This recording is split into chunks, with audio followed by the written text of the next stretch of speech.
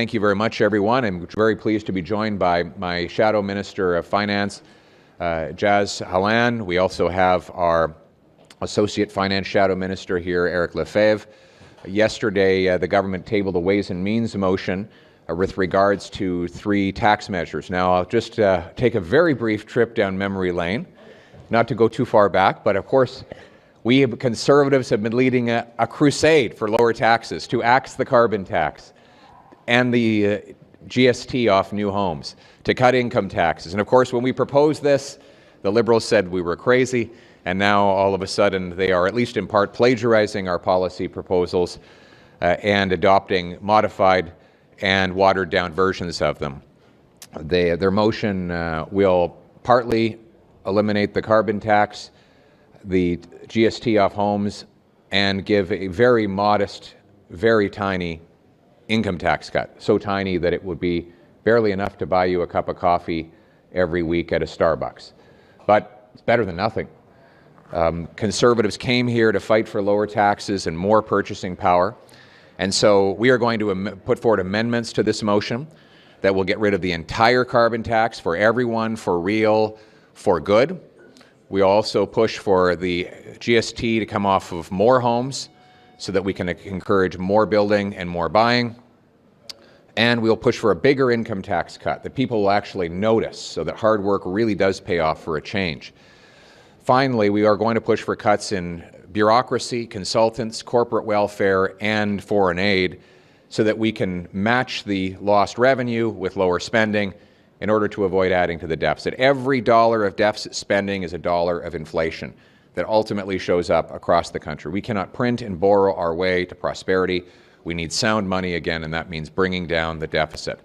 So we will, that said, we are the party of taxpayers. We will vote for every tax cut, always and everywhere. We love taxpayers, and we want taxpayers to be better off. We will offer even better ideas in the future, and as I said a few weeks ago, I'm encouraging the Liberals to steal my ideas, because we have the best ideas.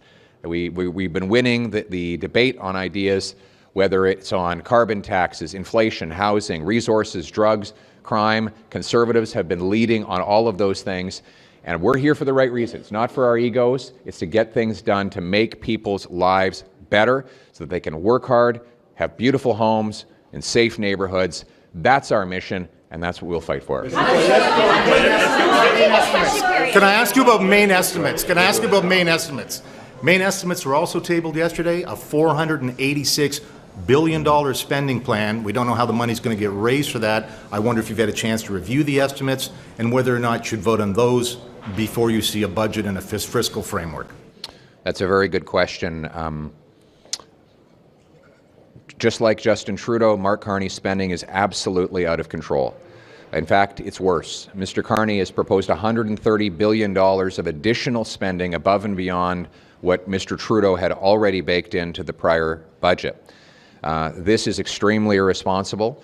Inflation continues to rise, and we want Mr. Carney to introduce a budget this spring so that we know the size of the deficit, how much it will add to inflation, how he's going to reverse the hemorrhaging of job losses in our country.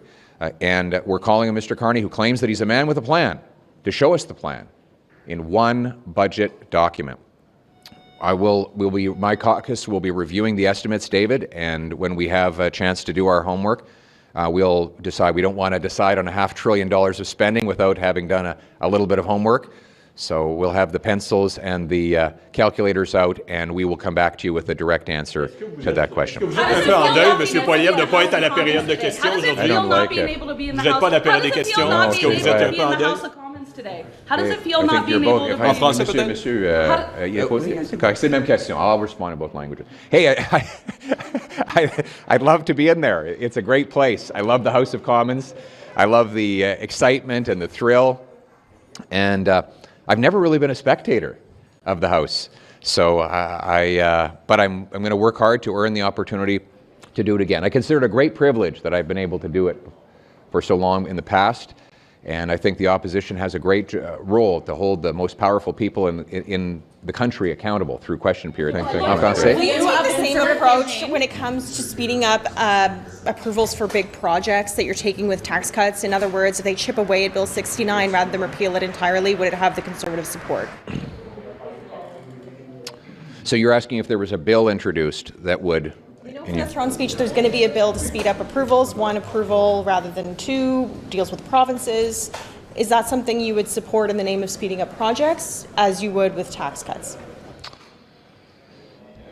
The question we always ask is the proposal better than the status quo? If it is, then we support it. If it's not, then we oppose it.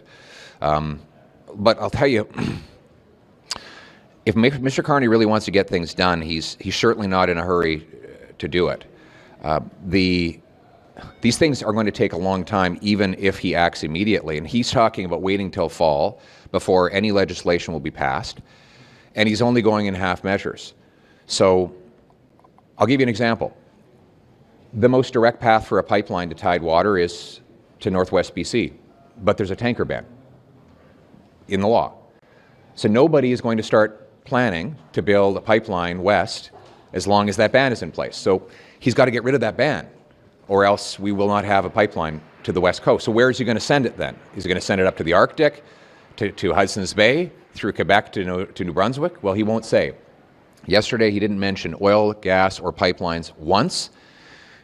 Look, if you want to get things built, you need to pass very tangible changes. Very simple. You have to get rid of the industrial carbon tax, the energy cap, the West Coast shipping ban, C-69.